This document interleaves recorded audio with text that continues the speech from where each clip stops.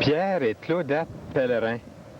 Je me rappelle la première fois que vous êtes venus à l'émission Toute la Bible en parle. Ça devait être 1977 ou 1978. Peut-être que vous pouvez m'aider à aider ma mémoire. 79 à peu près. 79. Oui.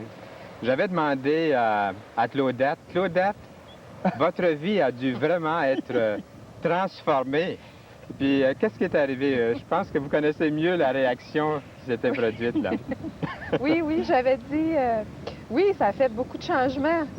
Toi, tu m'avais dit, à toi, tu as eu beaucoup de changements. J'ai dit, non, lui! C'est lui qui avait eu beaucoup de changements. Oui. Et puis, avant l'émission, Pierre me rappelait cet incident-là, et puis ça m'est revenu. Oui. Il y a eu des grands changements dans votre vie depuis le jour de votre conversion. Ah oui. Et peut-être qu'on devrait, pour résumer, parce que pas tout le monde qui nous écoute en ce moment ont eu le privilège de savoir ce qui s'est passé en 1979 ou un petit peu avant ça. Mais en 2 mots, j'aimerais savoir quand même comment vous êtes venu au Seigneur. Puis ensuite, nous allons parler de ce qui vient de se produire dans les 4 dernières années dans votre vie. Est-ce que vous voulez nous en parler un petit peu? Ce qui s'est passé exactement, c'est que le Seigneur avait vraiment pourvu à des voisins charmants, des voisins patients. Et ils ont eu la patience d'annoncer l'Évangile, peut-être pas tous les jours, mais par leur démarche, oui, par tous les jours. Mais surtout, il y avait la patience de venir voir leurs voisins qui s'écartaient dans le monde. Et vraiment, par leur témoignage et par la parole de Dieu, nous avons compris que nous devions appartenir à Christ pour cette assurance de cette présence avec lui pour l'éternité. Vous aviez de bons voisins. Puis le rapport entre les 2 dames voisines, toi et cette voisine, Christiane. Il y a Christiane, il y avait de bons contacts aussi. Ah oui, Christiane, c'est une bonne sœur. Les 2 hommes, les 2 femmes avaient un bon contact. Oui. Et puis c'est important pour annoncer l'Évangile à quelqu'un. Oui. Je pense que c'est pas juste au niveau de la parole de Dieu qu'on est parvenu à cette connaissance de Dieu, c'est surtout par leur démarche, leur paix, leur patience, oui, ce qu'ils démontraient quotidiennement dans leur vie. Ça nous a toujours frappé. Ça nous frappe encore. Aujourd'hui, ils sont vraiment chers à nos cœurs et constamment, ces gens-là nous épatent. Par nos vies, c'est vrai que nous parlons beaucoup plus que par nos paroles quelquefois.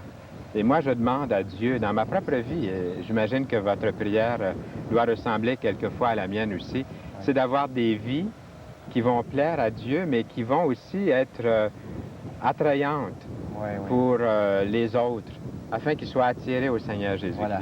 Oui. Et je sais que votre vie ressemble à ce que je viens de décrire. J'avais entendu une phrase de quelqu'un qui m'avait dit qu'à un moment donné, quelqu'un lui témoignait et il lui avait répondu que ce que tu es parle si fort que je n'entends pas ce que tu dis. Et c'était tout l'opposé de nos voisins. Ce qu'ils disaient allait en conformité avec leur vie. Alors c'était vraiment positif de les voir aller.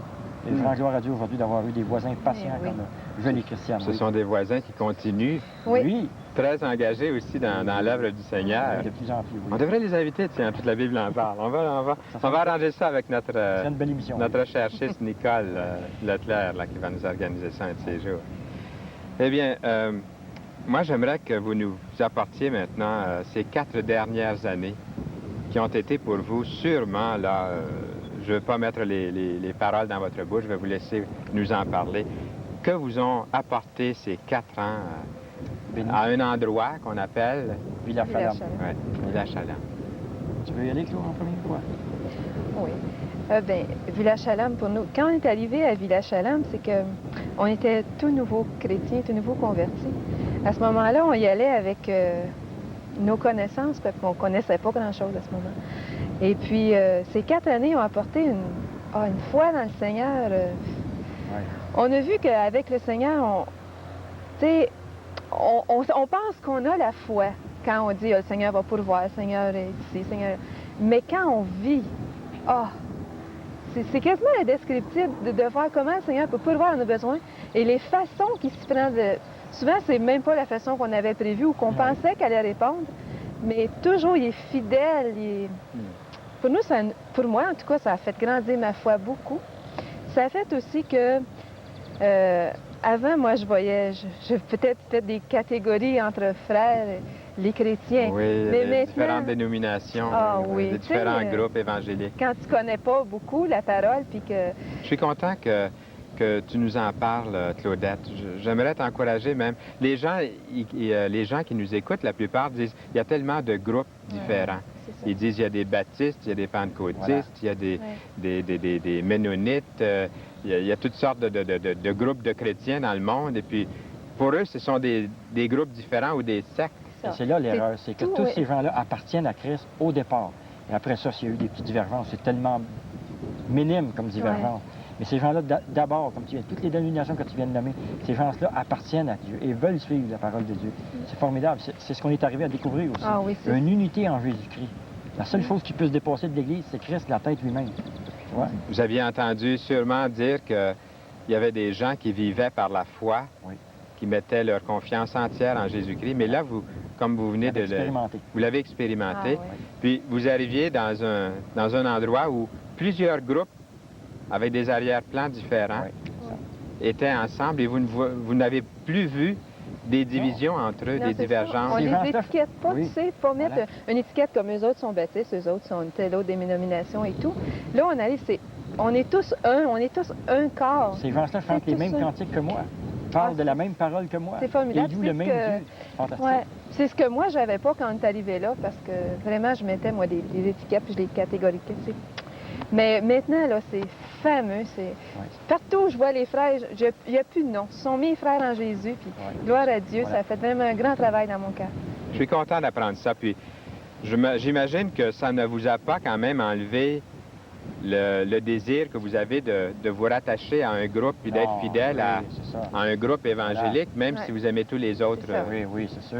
Il y a des êtres qui nous sont chers particulièrement. C'est un plaisir de se réunir le dimanche matin autour d'une table du Seigneur et dire vraiment, c'est avec eux, ces gens-là qu'on se réunit. Mais je sais très bien pertinemment que dans ma prière chaque dimanche, il y a des millions de gens qui le font et ils s'unissent autour de la même table du Seigneur. Et s'ils ont des étiquettes de baptisme ou de ménonite, comme tu dis, ça n'a aucune espèce d'importance pour Dieu. Ils se réunissent au nom du Seigneur Jésus-Christ.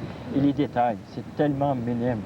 Alors, les gens qui mettent une étiquette, ne vous en faites pas, ces gens-là appartiennent à Dieu au départ. Et le restant, là... Oui.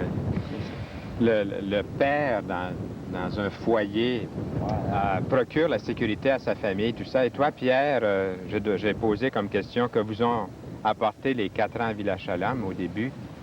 Mais en tant que pourvoyeur du foyer, ça devait t'inquiéter quelquefois. Là, tu laissais tout. Et qu'est-ce que 4 ans en dehors d'un travail séculier a pu t'apporter à Village Shalom? Tu vois, c'est des choses que Dieu permet qu'on en sache juste assez pour le suivre. Si j'avais tout su, tu vois, je peux même pas mettre dessus, tu vois, c'est un détail. Mais on en savait juste assez pour partir. Et Dieu s'est glorifié graduellement dans notre vie et nous a montré des choses fantastiques au niveau de tous les jours. Tu vois, j'ai un verset, par exemple, c'est le verset que je voulais te partager ce matin. Il dit, dans 1 Jean 5, 14, il dit, « Nous avons auprès de lui cette assurance que si nous demandons quelque chose selon sa volonté, il nous écoute. » Et ça me fait penser à un jeune prédicateur que j'avais entendu un jour. Il avait amené l'exemple de cet homme qui avait demandé selon sa volonté. Il dit, j'ai demandé à mon frère, dans mon mariage, d'être photographe. Et il a accepté avec joie parce qu'il était photographe. Mais si je lui avais demandé de chanter, tu vois, peut-être qu'il aurait accepté, mais bon, mais j'aimerais beaucoup mieux être photographe dans ton mariage. Alors c'est la même chose. Si je demande quelque chose à Dieu selon sa volonté, quel plaisir il a à me donner. Et c'est ces choses-là que nous avons expérimentées avec une plénitude durant 4 ans. Et encore tous les jours maintenant, là, ça continue. Puis on dit Dieu pourvoira, Dieu dit, Dieu bénit, ainsi de suite. Mais maintenant, quelquefois dans ta vie, il arrive un stage, et là je m'adresse à des chrétiens, il arrive un moment donné, il dit, bon maintenant tu le dis, est-ce que tu es prêt à le mettre en pratique? Tu dis que je pourvoirai, tu dis que je suis grand, tu dis que je suis bon, tu me loues éternellement. Mais Dieu dit maintenant, mets-le en pratique. Expérimente-moi dans ta vie. Tu vois? Et c'est ce qu'on a fait pendant 4 ans. Et nous en ressortons bénis. Et non seulement au niveau spirituellement, mais je peux te dire une chose qui paraît peut-être pas incroyable parce qu'on l'a vécu, mais insolite pour plusieurs. Nous repartons même au niveau matériel plus riche que quand on est arrivé 4 ans. Ah oui, c'est vrai. Seigneur prend soin, c'est à ne rien comprendre, Fernand. Mais Dieu est comme ça. On l'a expérimenté, il donne en abondance. Tout lui appartient et il donne en abondance. C'est merveilleux. Avant qu'on aille un petit peu plus loin, j'aimerais quand même vous demander, pour que les gens puissent nous suivre dans cette entrevue, qu'est-ce que c'est Village Shalom, en 2 mots? Parce que les gens savent... on a parlé de Village Shalom, mais si vous êtes allé là, ils savent que vous avez vécu par la foi, qu'il y a plusieurs groupes qui sont là. Peut-être juste 2 mots là-dessus. Je pense que ça vaudrait la peine de dire ce que c'est avant de continuer. Peut-être pas plusieurs groupes, il y a plusieurs personnes qui travaillent, mais il y a plusieurs groupes qui s'y rendent. C'est un centre d'hébergement et de formation chrétienne. Des gens la plupart chrétiennes se rendent là les fins de semaine, ou même dans la semaine, pour un temps spirituel, un temps sportif, un temps pour agrémenter, sur tous les points de vue. Et ces gens-là se rendent surtout les fins de semaine pour avoir un temps entre eux. C'est situé dans l'Estrie? Oui, dans le bout de Bromont. Bromont. Près de Bromont. Très, très joli dans ce coin-là. Le contexte est super. Et il doit y avoir des visiteurs qui arrêtent quelquefois pour Oui. voir... Oui, on a eu une belle visite à un moment donné dans la semaine. Un nommé Fernand Saint-Louis est venu nous rendre visite. On a apprécié beaucoup. Là, c'est dû, la visite est due. Maintenant, je vais demander à Claudette une question pour la mère qui a toujours le souci de sa famille, l'éducation de ses enfants, tout ça. Comment vos trois jeunes, Dominique, Julie et Annie, ont-ils vécu ces années-là, eux? Ils sont partis de Saint-Hubert, là où vous habitiez autrefois, puis ils sont allés dans l'Estrie, dans un contexte complètement différent, en fin de compte. Oui, complètement différent. Les jeunes ont beaucoup apprécié parce que puis ça a fait un gros changement dans leur vie parce que quand on est parti de Saint-Hubert, les jeunes avaient leurs amis, allaient jouer chacun chez son ami. Maintenant, on se retrouve à Village-Shalom, pas de voisins presque autour parce qu'on est sur une grande terre, puis les jeunes seuls avec nous, les parents. Alors, je trouve que ça a été très bon pour eux parce que ça les a vraiment rapprochés les uns des autres. Ils jouent maintenant tous les trois ensemble. Dans la famille. Ils sont vraiment plus près un de l'autre. Puis, c'est pas qu'ils s'aimaient moins avant, mais je veux dire, ils sont tellement habitués d'être ensemble, ils s'aiment tellement, ils font attention eux à l'autre. C'est toute beauté de les voir aller. Le Seigneur a vraiment béni aussi par l'attitude de nos enfants. Oui. Même Julie, qui, en fin de semaine, a fait une mini-méningite. Puis, je voyais mon garçon de 12 ans qui n'aime pas laisser aller ses sentiments. On voit que déjà l'adolescence pousse. Et puis, il était vraiment inquiet, là, on le voyait dans son visage, que Julie soit à l'hôpital, là, puis il y avait quelque chose qui marchait, il manquait quelque chose. Pourtant, c'est une chose que je n'avais pas vue avant chez Dominique, et je l'ai vue en fin de semaine. Et ça m'a fait chaud, quand même. Et c'est dû, déjà même à l'œuvre de Village-Shalom, et à travers ce que le Seigneur veut expérimenter, un rapprochement, comme vient de dire Claudette. Ils se sont rapprochés, c'est merveilleux. Et j'espère que ça va continuer. Oui. Aussi de vivre avec plusieurs personnes les fins de semaine, ils rencontrent beaucoup de personnes aussi, beaucoup d'enfants d'autres assemblées. C'est bon pour eux. C'est très bon pour eux, d'avoir ces contacts-là avec d'autres chrétiens. C'est bon. Oui. Puis maintenant, Pierre et Claudette, quels sont vos projets d'avenir? Parce que c'est terminé à Village-Shalom. Pour nous, en septembre, oui. Et puis, donc, qu'est-ce que c'est que vous avez, pendant 3 ou 4 minutes, vous voulez nous en parler? Oui, bien maintenant, j'ai à expérimenter un travail. Présentement, c'est dans le domaine, entre guillemets, un petit peu de publicité. Je pense que je peux te montrer un exemple. Certainement, montre-nous ça. Bon, je vais te montrer ça, là. Attends un petit peu, si je peux te trouver ça, là.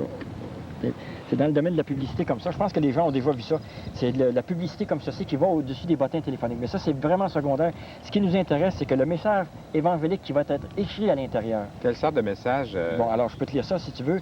La Bible a été écrite pour nous révéler comment Dieu a choisi de sauver les êtres humains. Alors, ça va vraiment en parallèle avec votre émission. Nous avons besoin d'être sauvés de nos péchés et du jugement de Dieu. Car tous, nous avons péché, et le salaire du péché, c'est la mort. Tu vois, vraiment, il faut se reconnaître devant Dieu que nous méritons la mort, le châtiment éternel. C'est le point de départ. Bon, la religion, les bonnes œuvres, la sincérité ne peuvent ôter nos péchés ni nous donner la vie éternelle. C'est impossible de nous-mêmes. Mais il y a une bonne nouvelle. Et voilà. Jésus-Christ, Fils de Dieu, a paru pour nous ôter nos péchés en portant lui-même notre condamnation. Dans Jean, nous lisons que Dieu a tant aimé le monde qu'il a donné son Fils unique afin que quiconque croit en lui ne périsse point, mais qu'il ait la vie éternelle. Je pense que c'est ton verset favori. Ah, tout le monde sait ça. Oui, tout le monde sait ça. Cher ami, as-tu cru en Jésus-Christ comme ton sauveur personnel? Jésus est le chemin, la vérité et la vie. Ne tarde pas, car le jour du Seigneur viendra comme un voleur. Saisis le seul refuge, le seul espoir que qui t'est proposé. Jésus-Christ. Et puis, il y a un numéro de téléphone. Voilà. Alors, là où les gens pourront appeler, là, c'est un facsimilé de Hall. Mais dans les prochaines, peut-être, années, ou nous espérons, dans les prochains mois, chacun en recevra une copie dans sa famille. Et chacun des personnes recevra ça par la malle. Et je vous invite les chrétiens à contacter leurs amis qui ont déjà parlé à ces gens-là, de voir est-ce que tu as lu maintenant ce qu'il y a à l'intérieur de ton bottin téléphonique et ainsi de suite. Dans ce nouveau projet que vous commencez, tu dois avoir le souci de recruter du personnel, de pouvoir t'entourer. On a besoin de gens là, qui ont cette facilité d'approche des gens, un petit peu de vente, là, entre guillemets, mais surtout là, dans un désir sincère de travailler pour l'œuvre de Dieu. C'est une façon dont Dieu veut se servir d'annoncer l'Évangile dans tous les foyers du Québec. Nous espérons rejoindre toutes les familles du Québec là, dans les prochaines années. Ça veut dire qu'en ayant passé ces 4 ans à Village-Shalom, vous n'avez pas du tout perdu ce goût d'évangéliser, en quelque sorte, de vivre votre foi, d'être engagé dans l'évangélisation. Au contraire, je pense que tu es un exemple aussi. Une fois qu'on sait cette vérité qui appartient en Jésus-Christ, le plaisir, Fernand, et tu le sais, hein, le plaisir, la joie, la paix, c'est de le partager à le plus de monde possible. Oui. Et Dieu a des moyens incroyables, a des moyens fantastiques pour rejoindre ces gens-là. Et maintenant, est-ce que ça veut dire, Claudette, dans une demi-seconde, dans une demi-minute, là, est-ce que ça veut dire que tu vas être beaucoup plus à la maison avec tes enfants, un peu moins avec le public? Oui, c'est ça. Le Seigneur peut pourvoir une maison bientôt. Oui. Et puis, à ce moment-là, je m'occuperai de ma petite famille seulement. On sera chez nous. Continuer à travailler pour le Seigneur quand même. C'est bien. En tout cas, c'est un merveilleux témoignage que vous venez de rendre à la gloire de Jésus-Christ. Et même ce beau petit message qu'on vient d'entendre à la fin, là, c'était vraiment quelque chose. Je vous salue, mes chers. Au plaisir. Merci beaucoup, Fernand. Bye bye.